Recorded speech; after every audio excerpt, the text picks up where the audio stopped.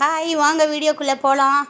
இன்றைக்கி திடீர்னுங்க எங்கள் வீட்டுக்காரரு ஹோட்டல் பருப்பு சாம்பார் வச்சு இந்த மாதிரி இட்லி ஊற்றி வை நல்லாயிருக்கும் காம்பினேஷன் வச்சு எவ்வளோ நாள் ஆச்சுன்னு கேட்டார்.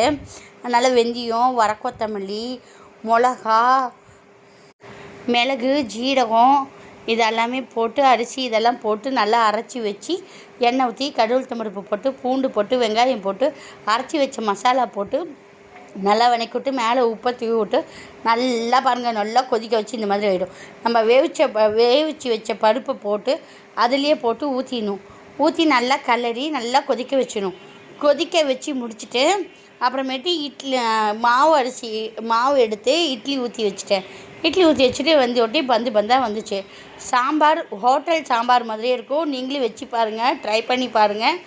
அப்புறமேட்டு நான் ஒரு 3 இட்லி போட்டு சாப்பிட்டேங்க. சூப்பராக இருந்துச்சுங்க. சப்ஸ்கிரைப் பண்ணுங்கள், லைக் பண்ணுங்கள், கமெண்ட் பண்ணுங்கள், ஷேர் பண்ணுங்கள்.